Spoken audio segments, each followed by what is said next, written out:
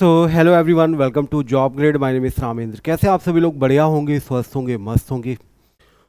आज के इस सेशन पे हम लोग बात करने वाले हैं एक बहुत ही इम्पॉर्टेंट टॉपिक के बारे में, जिसका नाम है right to protection for climate change impact.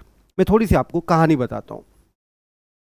Supreme court of India के पास एक केस गया और वो केस था इंडेंजर्ड स्पीसीज से रिलेटेड, यानी कि उन प्रजातियों से रिलेटेड जो संकटग्रस्त प्रजातियां हैं। इस कॉन्टेक्स्ट में सुप्रीम कोर्ट ने कहा कि भाई साहब, जब आप यहाँ पर इंडेंजर्ड स्पीसीज की बात कर रहे हैं तो क्लाइमेट की बात क्यों नहीं कर रहे हैं? हमें क्लाइमेट को भी यहाँ पे ध्यान देना चाहिए।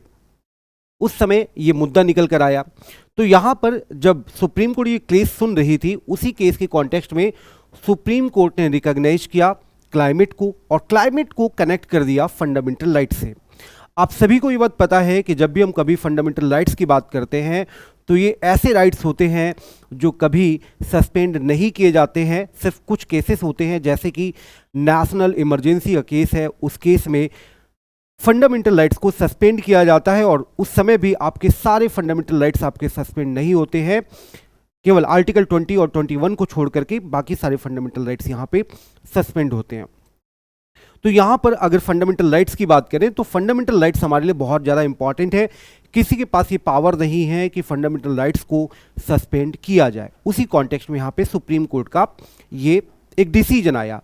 सुप्रीम कोर्ट के द्वारा दी गई कोई भी गाइडलाइन एक तरीके से कानून होते हैं। पूरे देश के अंदर उन बातों को लागू करना मैंडेटरी होता है। अब यहां पर सुप्रीम कोर्ट ने क्या किया? The supreme court of India recently recognize the right to protection from the climate change impact as an integral part of the fundamental rights. उन्होंने सीधे बोले, भाई साहब देखो, यहाँ पे जो क्लाइमेट चेंज है, climate change is the part of article 14 and article 21। और आप सभी को पता है कि आर्टिकल 14 यहाँ पे दो बातें करता है। एक बात करता है राइट टू इक्वालिटी के बारे में, यानी कि इक्वालिटी बिफोर द लॉ की बात करता है, और दूसरी बात करता है इक्वल प्रोटेक्शन ऑफ लॉ के बारे में। वहीं पर आर्टिकल 21 जो है वो बात करता है राइट टू लाइफ के बारे में, और कैसी लाइफ? एक डिग्निफाइड लाइफ, यानी हर व्यक्ति का ये राइट है कि वो एक अच्छे इन्वायरमेंट पे रहे, अच्छे क्लाइमेट पे रहे।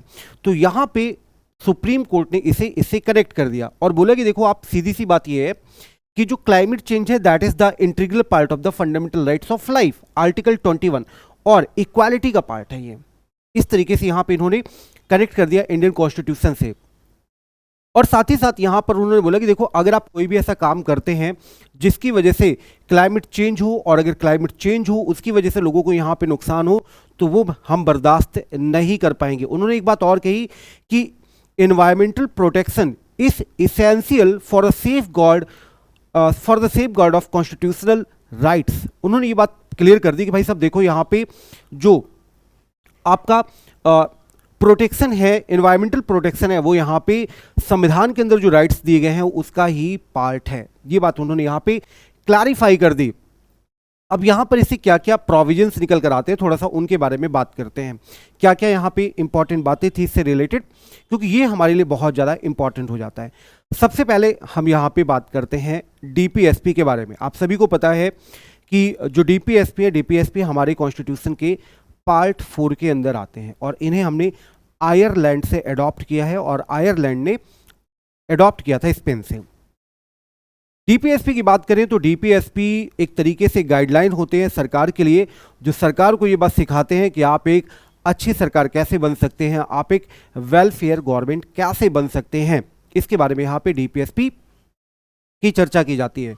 आर्टिकल 36 से लेकर आर्टिकल 51 तक के जो भी आर्टिकल्स हैं, वो सारे आर्टिकल्स आपके डीपीएसपी से रिलेटेड हैं, और डीपीएसपी एक तरीके से सरकार को सारी बातें बताती है कि आप क्या करो क्या ना करो। उसी कॉन्टेक्स्ट में यहाँ पे एक आर्टिकल है, आर्टिकल 48A, और आर्टिकल 48A कहता है कि भाई साहब देखो, गवर्नमेंट की ये जिम्मेदारी है कि गवर्नमेंट यहाँ पे mandates the protection and improvement of the environment and safe guard forest and wild life.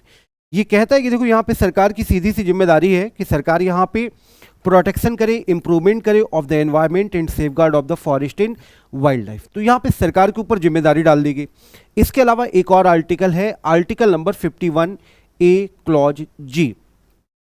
51 की बात आती है, 51A की बात आती है, तो बात आती है इन भारत के नागरिकों के ड्यूटी के बारे में कि हमारी यहाँ पे क्या ड्यूटी है। ये हमारी फंडामेंटल ड्यूटी है कि हम यहाँ पे जो हमारा एनवायरनमेंट है उसे हम यहाँ पर प्रोटेक्ट करें, उसे गंदा ना करें, ये हमारी जिम्मेदारी है। आर्टिकल 48 जो है वो गवर्नमेंट के लिए कि गवर्नमेंट की क्या रिस्पॉन्सिबिलिटी है, जबकि आर्टिकल 51A क्लॉज जी जो है वो यहाँ पे impose the fundamental duty on the citizens to protect nature. यहाँ पे सिटीजन्स की बात की गई कि भाई साहब आपकी जिम्मेदारी है कि आप यहाँ पे उसको प्रोटेक्ट करें। तो नंबर 1 डीपीएसपी की भी बात कर दी यहाँ पे सुप्रीम कोर्ट ने। नंबर 2 यहाँ पे हमारी भी ड्यूटी बता दी कि हमारी क्या ड्यूटी है। अब बताएगा फंडामेंटल राइट्स के बारे में। साथ ही साथ उन्होंने एक बात और बोली कि देखो आर्टिकल 21 जो है, आर्टिकल 21 हर व्यक्ति को ये गारंटी देता है द राइट टू लाइफ के बारे में एंड पर्सनल लिबर्टी के बारे में, वाइल आर्टिकल 14 जो है वो गारंटी देता है इक्वालिटी बिफोर द लॉ और इक्वल प्रोटेक्शन ऑफ लॉ के बारे में। यहाँ पे इस बारे में गारंटी देता है। अब यहाँ पे इन्होंने एक बात और बोली कि देखो सीधी सी बात है कि आर्टिकल 21 जो है ensure the right to a clean and safe environment. ये लोगों के लिए बोला कि देखो हर व्यक्ति का ये अधिकार है कि व्यक्ति यहाँ पे एक साफ पर्यावरण पे रहे, ये लोगों का यहाँ पे अधिकार है। आप वो अधिकार यहाँ पे नहीं छीन सकते हैं।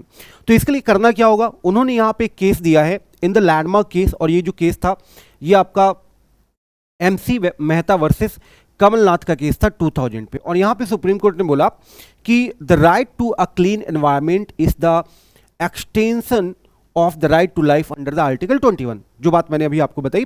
तो ये बात यहाँ पे इस केस में मेंशन किया गया कि देखो हर इंसान का ये राइट है कि हर इंसान यहाँ पे एक स्वच्छ वातावरण पे रहे। अब स्वच्छ वातावरण के लिए हमें क्या करना होगा, हमें यहाँ पर अपने एनवायरनमेंट को और ज़्यादा अच्छी तरीके से रखना होगा और ज़्यादा इसे प्रोटेक्ट करना होगा। Implications of the recent ruling की अगर बात करें कि यहाँ पे जो सुप्रीम कोर्ट है, सुप्रीम कोर्ट ने जो डिसीजन दिया है उसके क्या इम्पैक्ट हुए हैं, क्या प्रभाव पड़े हैं, उसकी अगर बात करें तो सबसे पहला यहाँ पे उन्होंने बोला कि देखो सबसे इंपॉर्टेंट चीज़ है कि हमें अपने एनवायरनमेंट को और ज़्यादा प्रोटेक्ट करना चाहिए। स्ट्रेंथ द कॉन्स्टिट्यूशनल फाउंडेशन, हमें अपने कॉन्स्टिट्यूशनल फाउंडेशन को और ज़्यादा स्ट्रेंथ करना चाहिए और ज़्यादा मजबूत करना चाहिए ताकि हर व्यक्ति एक क्लीन एनवायरनमेंट पे रह सके। और साथ ही साथ उन्होंने ये बात भी बोला कि हमें एक लीगल फ्रेमवर्क तैयार करना चाहिए। और लीगल फ्रेमवर्क किस चीज़ का तैयार करना चाहिए, ताकि ऐसे लोग जो हैं, जो लोग यहाँ पे इन्वायरमेंट से रिलेटेड कुछ ऐसा गलत काम कर रहे हैं, जो यहाँ पे क्लाइमेट इशू को बहुत हल्के में ले रहे हैं, उनके खिलाफ हमें यहाँ पर लीगल फ्रेमवर्क तैयार करना चाहिए to challenge the government in action, ताकि गवर्नमेंट उनके खिलाफ यहाँ पर अपने तरीके से डील कर सके। ये बात यहाँ पे सुप्रीम कोर्ट ने एक गाइडलाइन जारी की। साथ ही साथ the ruling is in the line with the global human rights development related to the climate change. और उन्होंने ये बात बोली कि देखो यहाँ पे ये जो क्लाइमेट चेंज है, जो लोग सोसाइटी को गंदा कर रहे हैं, क्लाइमेट को गंदा कर रहे हैं, वो बहुत गलत कर रहे हैं। ये सिर्फ इंडिया का मुद्दा नहीं है, ये आपका एक ह्यूमन राइट का भी मुद्दा है। ये सिर्फ फंडामेंटल राइट का मुद्दा नहीं है, ये एक ह्यूमन राइट का भी मुद्दा है। सुप्रीम कोर्ट ने इस बारे में यहाँ पे इन बातों को पूरी तरह से क्लैरिफाई कर दिया कि भाई साहब ये बात जान लो, अगर आपने इन चीज़ों को फॉलो नहीं किया तो आपके खिलाफ यहाँ पर कार्रवाई की जाएगी। इसके अलावा ये और कहाँ पर रिफ्लेक्ट करता है, जो सुप्रीम कोर्ट ने बातें बोली, ये रिफ्लेक्ट करता है stance of the UN environment programme. जो यूएन का एनवायरनमेंट प्रोग्राम है वहां पर भी ये बात बोली गई है कि, और इसके अलावा यूएन स्पेशल जो रैप पोर्टर है उस पर भी ह्यूमन राइट्स के बारे में बात बोली गई है कि हर व्यक्ति का ये कर्तव्य है कि व्यक्ति यहाँ पे स्वच्छ एनवायरनमेंट पे रहे। इसलिए क्लाइमेट चेंज जो है, क्लाइमेट चेंज इंसान की लाइफ को अफेक्ट करता है, तो जरूरी है कि क्लाइमेट चेंज पर विशेष ध्यान दिया जाए। और कौन ध्यान देगा, गवर्नमेंट यहाँ पे ध्यान देगी। ये बात यहाँ पे सुप्रीम कोर्ट के द्वारा बोली गई है। तो ये रही आपके पीटी के लिए बहुत ज़्यादा इंपॉर्टेंट खबर। और इसके अलावा आप हमें ज्वाइन कर सकते हैं हमारे टेलीग्राम चैनल पर जॉब ग्रेड IAS पर। और यहाँ पर आपको जो भी YT पे हमारी क्लासेस होती हैं उन सभी क्लासेस का आपको PDF मिल जाएगा। इसके अलावा करंट से रिलेटेड जो भी आपकी PDF वगैरह हैं वो सारी चीज़ें आपको मिल जाएंगी। इसके अलावा ये हमारे सोशल मीडिया हैंडल्स हैं, आप हमें यहाँ पर ज्वाइन कर सकते हैं। आपका कोई भी डाउट है, आपका कोई भी सवाल है तो आप हमें इन सोशल मीडिया हैंडल्स के माध्यम से मैसेज कर सकते हैं। साथ ही साथ अगर आप इसे ज्वाइन करते हैं तो जो भी एग्जाम से रिलेटेड इंपॉर्टेंट अपडेट्स हैं वो अपडेट्स आप तक प्रॉपरली पहुंचती रहेंगी, और साथ ही साथ हमारी जो बैचेस के अनाउंसमेंट है वो आप तक प्रॉपरली यहाँ पर पहुंचती रहेगी। So do follow all the social media handles, and thank you so much for joining Job Grade IAS.